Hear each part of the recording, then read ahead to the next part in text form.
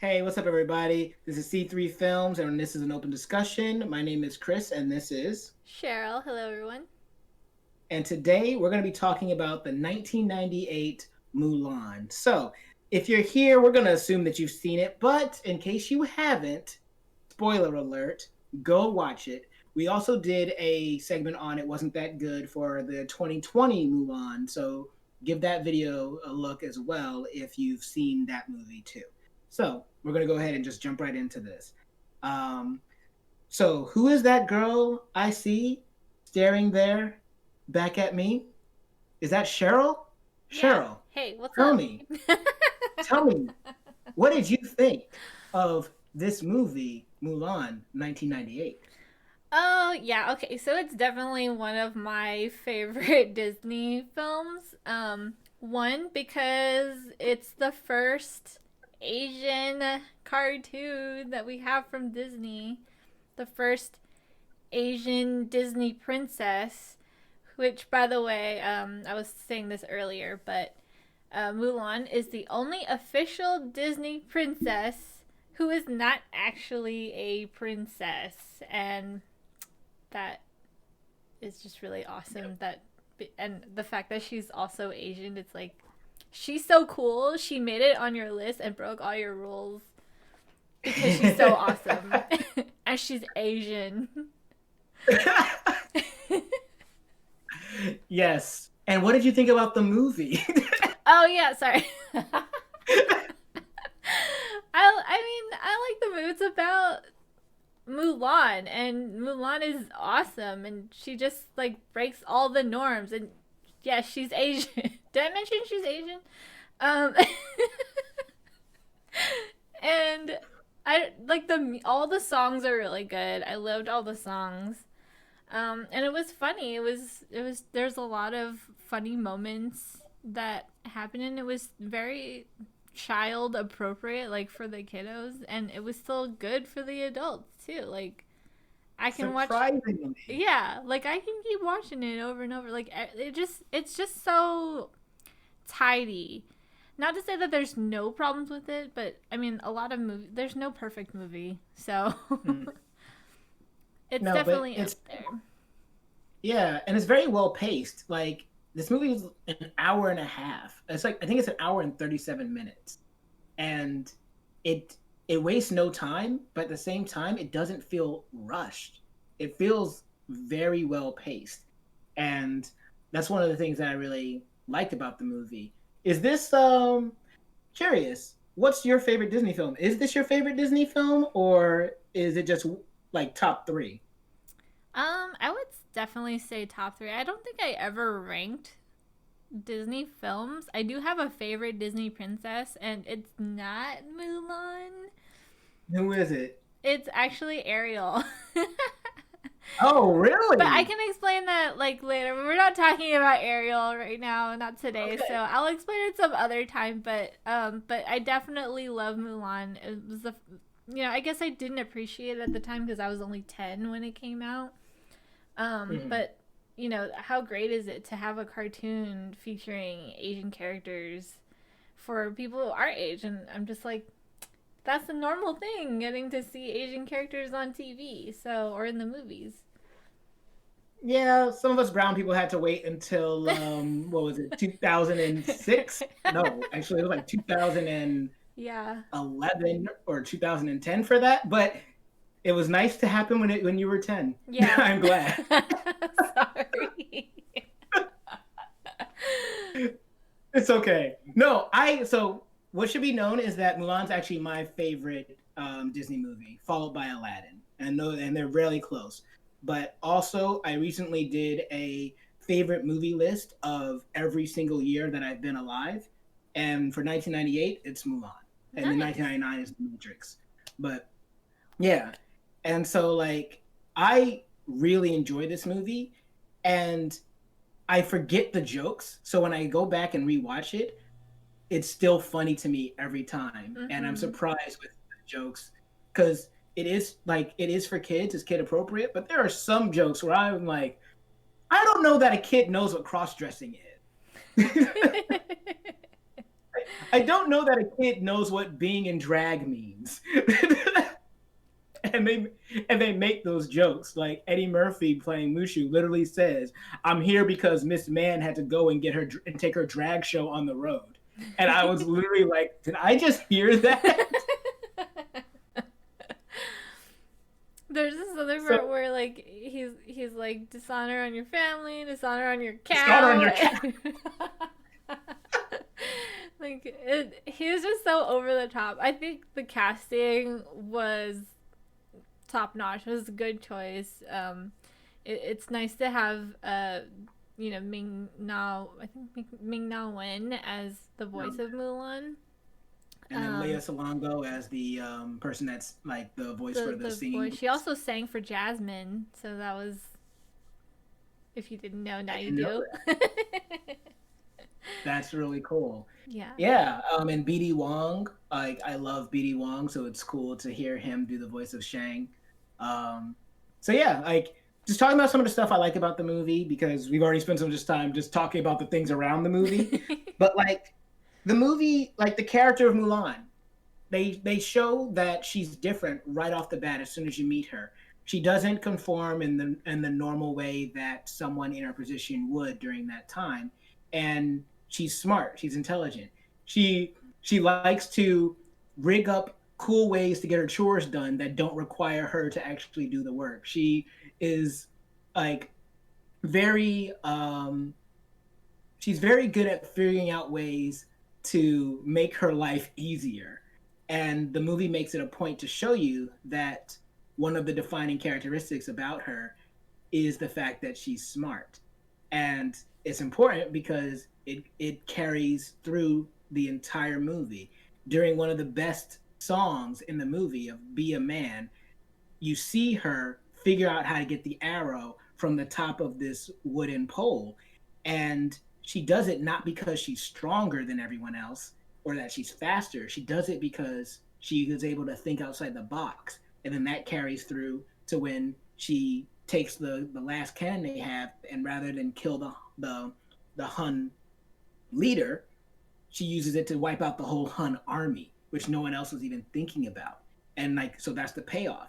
And then at the end of the movie, when they have to sneak into the palace because the doors have been closed, how do they get into the palace? They get into the palace the same way they climbed to get the arrow when they were training all together. So Mm-hmm. the movie just has all of these moments that they plant and they pay off. And from a storytelling perspective, it makes the movie feel good and it rewards the viewer for going on this journey with these characters as they've learned and grown themselves. Mm-hmm. That's definitely something that I feel the 2020 version tried to do, but kind of failed at it. Because they put things in where it made you ask, like, what was that? Why did they do that? And then you see it later, and you're like, oh, okay, I guess that's why they have it come back. That's the wrong kind of payoff, but they definitely did a good job in the 1998 version. And I think that how they wrote those kind of things was very clever. I think that's also why I feel like the way that the 1998 version one was so like tidy was because of that. Like Yeah. they don't waste time showing you something that doesn't either come back later or have like a reason for it being there. And for the 120 minutes, 130 minutes that it is, like everything is important. And Mm-hmm. that's good storytelling. Yeah. No, like that's absolutely great. And then you have the characters and like not all the characters get development, but I'd make an argument that we know and feel more for these characters than we do in their 2020 counterparts. We get time to see them spending time with Ping. And they do to a point in the 2020 version, but for whatever reason, they they're more personified where we can know the difference between Ling or the guy, I forget that guy's name, the short guy, um Yao. Yao, and who's in the monk guy, Poe. the Ho. Yeah. Like we got to actually kind of just see them and they're like it's skin deep, it's not anything too deep, but it's enough that we can understand their interactions with with Ping, which is Mulan, and see how their friendship goes. Um, there's also the sub story of Shang in this movie, where Shang is basically given this promotion to be general, but he's not like the people like the guy that's the recorder, the guy that works for the emperor, doesn't feel like he deserves the job, and so Shang is basically trying to prove to himself that he is also that he can be the leader that his father expects him to be, and that leads to the point where he finds out that his father unfortunately has passed and or is killed on the battlefield, and now he has no choice but to be that leader because these people have no one else to follow. They also gave him the whole thing about his father dying. And so later on, when she is pleading to him, and her explanation is that she did it to try to save her father, he Mm. relates to her, and so he lets her go with the past because he can understand what you would do, and that is a good setup. Why are you laughing? I didn't even think about that one. I didn't even catch that one. You're like, That's so oh, good. this movie's even better now. No, you're absolutely right. That's the reason. That's part of the reason why he like. I always just thought that he just let her live because she saved his life. But no, you're right. There's the extra element of he understands the desire to save your father because he couldn't save his. If you watch carefully when she says that, they actually give him a reaction shot. So you know they did it on purpose.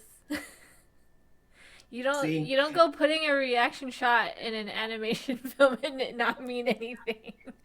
no, you know what? You 100% correct. And like that's the thing, right? Like that is a good story moment because that is the definition of show don't tell. Like they don't even have him express it verbally that, "Oh, it really moved me when you brought up your father because I remembered that I couldn't save mine." No, they don't ever bring that up in dialogue ever like ever in the movie. So they leave it to the audience. They trust that the audience is smart enough to pick up on it. And if you're Cheryl, you absolutely do pick up on it. And if you're me, it absolutely goes over your head. And your smarter friend of Cheryl has to explain it to you later. But it is okay because at least now I know and can appreciate the movie more. Did you also catch that the very last song in the movie is right when they walk into the whole ruins of like the village being all burned down, And they cut it off. and then there's no more songs after that, and like that is so clever. That's so because that's Right? when everything changes. That's when things get real serious, and so they don't have any more numbers. And can we just talk about that for a second? Like that's a great segue for what I wanted to mention next was how how dark the movie could get and how much that surprised me for being a kids film because it's technically a kids film that is about war. So how do you make a kids film that's Disney that also deals with war in a way that's tactful? But there is a lot of death in this movie and it all happens off screen. There's even blood in this movie briefly, but all the deaths happen off screen. They get to the graveyard and you can see the silhouette of all these dead bodies, and they pick up the helmet and carry it to Shane to show that his father died. But even earlier in the movie, it's really smart. Like they find the Huns find the two scouts and they tell the scouts to send a message to the emperor, and then they're running off, and then this dude we gonna talk about him in a minute. We're gonna talk about the villain in this movie, but then this dude literally says, how many people does it take to deliver a message? And then they cut to this other guy who pulls back on his bow and arrow and just says one. One. And they cut to black. But you know what happened. It's so good. So good. Ways to show death in your movie without actually showing it. Mm-hmm. So clever. Yeah, absolutely. And now this guy, man, the villain of this movie, this dude is scary from the jump. When they climb that great wall and he's coming in the shadows and he's got that hood on, he takes it out, he takes it off, and you just see him and he's imposing. And like he's a fun villain for me. He's not deep. It's not like he's got a real reason to do this other than the fact that he just wants to like sow chaos and prove that he can take over the emperor's palace or whatever. But as far as just being an imposing villain that is scary when he is around, he does that, and I love it. I love him for it. I guess to me, I guess he was pretty scary. He doesn't stand out too much to me in terms of being like one of the scariest villains ever because he is just a normal guy. He's just Right. and his like band of I think what 6 guys made it out of the Yeah. snow. Um so I guess in that sense he's a little extra ordinary because he was able to survive that and still like infiltrate. Um Mhm. but I mean He's in the he's like on top of the palace, and then he looks like a gargoyle, and the thing drops a thing, and he like and he grabs it, and he's like, I'm here, I'm here, I'm here. It's that so was good. too It's dark. so I good. was like, oh, are those the other 5 guys with him? And oh no, those are just statues. Those are actual gargoyles. Actual. But how about the No, way he dies too with the fireworks? So you don't see him die, you just assume that he died because he explodes. right? Which is excessive as far as like in world logic, because why would you blow this guy up when you could just stab him with his sword? But I get it. That's fine. In this movie, we don't see Mulan kill anybody, or well, actually, she kills everybody in this movie. But it's not like But they it's not don't like with the sword. yeah, she uses other things to off them. Wow, she ain't that innocent now. I I actually think, I actually think Mulan has the highest body count out of any Disney main character. I'm not just saying Disney princesses. I'm saying Disney main character. Mhm. Mulan has the highest body count to Oh her my name. goodness. I didn't even think about that because you never really see her physically like kill anyone. Like she doesn't like take anyone out. She just, Yes. like there are casualties from things that she does. But then I guess you could say like did she really kill Shan Yu or did Mushu do it? Because he was the one that set off the firework trap.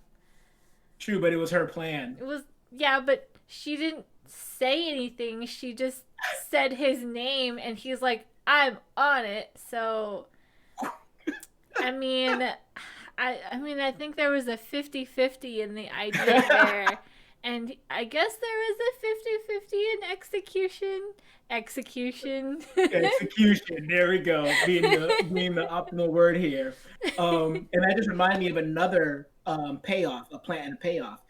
Like it's not arbitrary. Like there's so many things that aren't just arbitrary in this movie. So when Mulan grabs the rocket and she goes to go run and shoot the mountain to cause the avalanche, she is face to face with Shang at that moment, and you would think, okay, now this is the first time that these two characters meet, and this is the difference with the one of another big difference between this and the 2020 version, is that they meet on the battlefield, and she then immediately causes the destruction of his entire army, and he recognizes her and he tries to kill her, so he slashes at her, also not arbitrary because then that leads to the discovery of who she is because she gets injured and has to be like saved, and for doing that they have to remove her shirt and then they see her anatomy and realize she's not a man.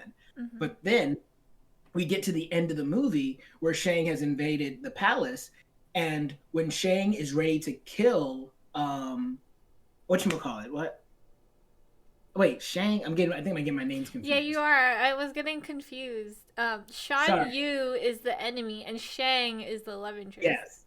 Not yes. So when Shan Yu's about to kill Shang, um, and he's holding him and about to kill him because he thinks that Shang's the one that stole everything from him.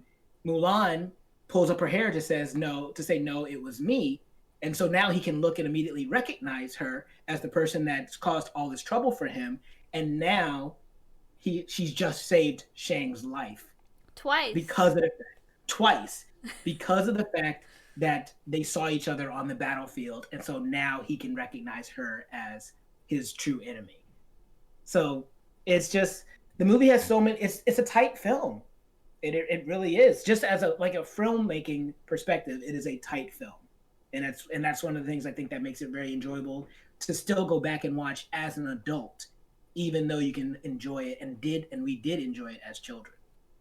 I do feel like because of the whole thing about there not being music in the second half of the movie, I almost forget, like, I don't remember the second half of the movie as well because there's no music. Like, you remember the scenes because of the songs, and you remember the songs, you're like, wow, these are all really good songs. And then there's Mm-hmm. since there's nothing in the second half, I almost forget how it all plays out because of that. Right, but this leads me to our next point.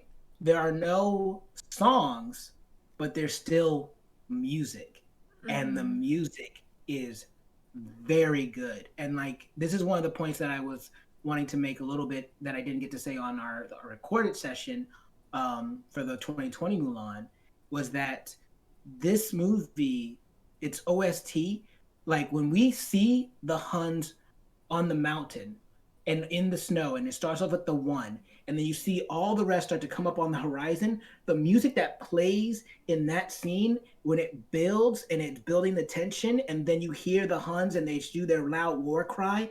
The music in that is just, it is tense, it is pumping, it is letting you know that this is about to be a battle. And that's one of the good things that also is carried through the entirety of this film is that it's not just good songs that you can sing along to. It's also just a generally good score that really pumps up your emotion and makes you feel the things that are happening in that moment. And they use the motifs correctly too.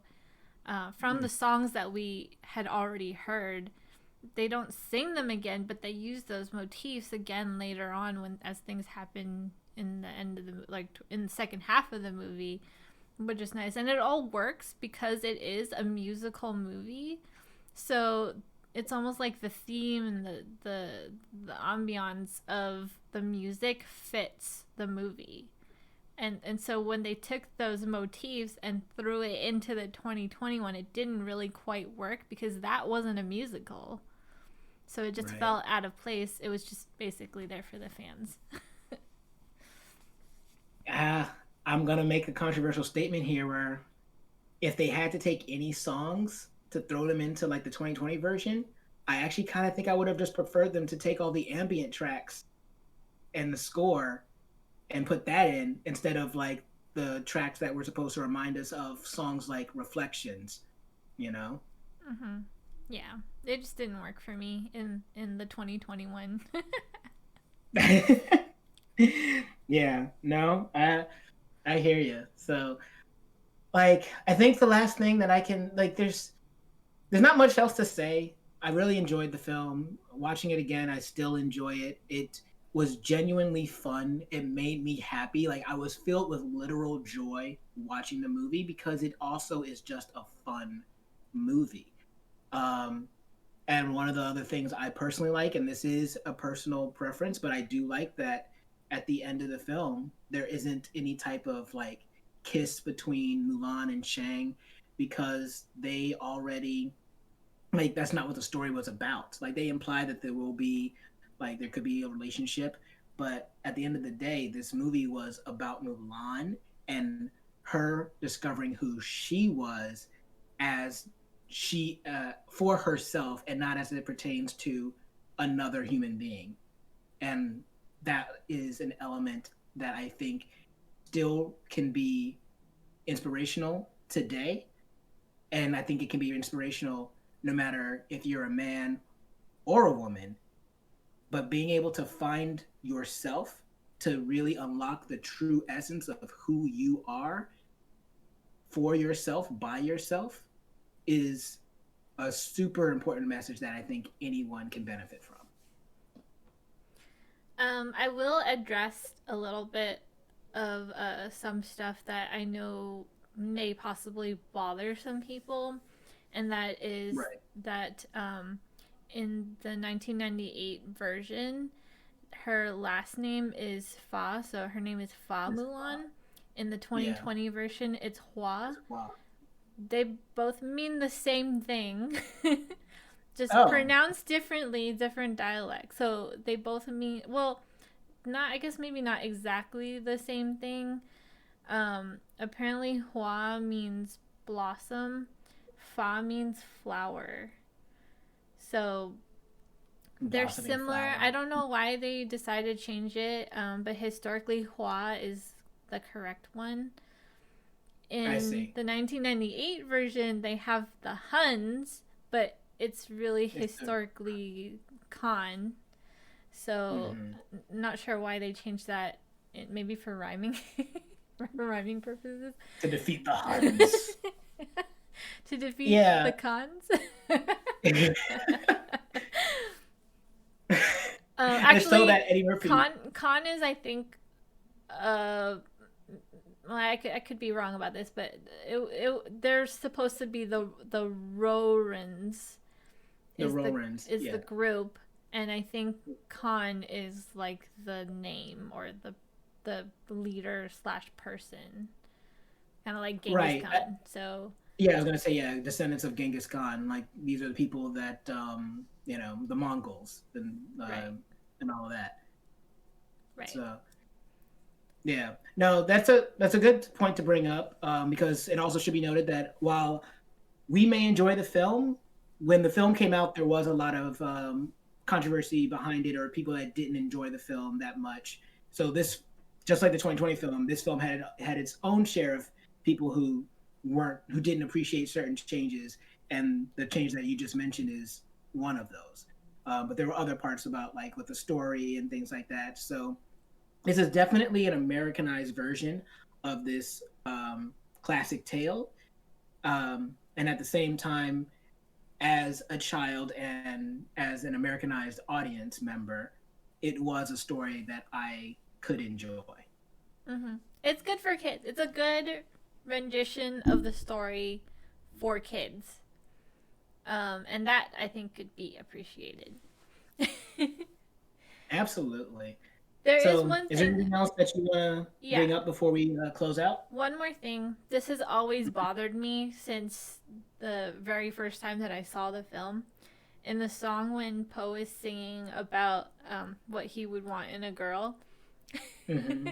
he Oh, says, cooking. yeah, he says, I couldn't care less what she wear or what she looks like. It I all care what she depends cooks on what she cooks, like beef, pork, chicken. Mmm. I always wish that he said rice. It doesn't matter what she looks like. It all depends on what she cooks, like beef, pork, chicken, rice. like. Why? It rhymes. It's like a slant rhyme. It's every time I hear that part of the song, it's so unfulfilling because I want him to say rice. One day I'm gonna remake Mulan. I'm gonna put that song in there and I'll fix it with that one line. It's gonna be Yeah, yeah, exactly the that's same, gonna be the whole reason. and the They're gonna only be like, thing I'm "Why did gonna we get this change movie?" is the one line. It's like, I do like how even when they go to Milan, it's like, how about a girl that's got a brain, blah blah, and then that always speaks her mind. Nah. What's your favorite So, song? oh, be a man by far, but I like Reflections a Everybody lot. likes that song. My Oh favorite yeah, song is I don't even know what the name of it is. A Girl Worth Fighting For, I guess. a girl worth fighting for. Yeah. What That's do we want? A Girl Worth Fighting For. You know why you like that song? You like that song because they don't get to finish it because it ends in death. No, well, no. But that does sound like me. I think I like it because it's funny. Like when that what's his name? I don't remember his name. The old guy where he's like, I have a girl back home who's unlike any other, and then Yao is like the only girl who Only would love girl him is his mother. mother. He It's gave me that look funny. like that stink eye. They have jokes in that song, so it's just a fun song for me, and it's like catchy. Yes, and once again, the genius of it, it's the last song, but it's the last happy song as well in the movie. It's immediately followed by death and depression. Mm-hmm. Wow, that really does So sound like me. Go out with a bang. I'm just saying, I call it like I see it. Oh man. So, but what did you guys think about Mulan? Did you guys see the 1998 film? If you haven't seen it, shame on you. Go and watch it. It's Where have great. you been? Yeah, where have you been? Maybe you weren't born yet, but if you and have you seen the 2020 version? What did you guys think about that one as well? We you should go back and watch our segment on it wasn't that good where we talk about that, and you can kind of just make your own comparisons. But regardless of what you guys thought, if you guys could just go ahead and give us a comment, and while you're down there, leave us a like, share, and subscribe. But even if you don't, though, I have been Chris, and this has been Cheryl, and we will see you next time.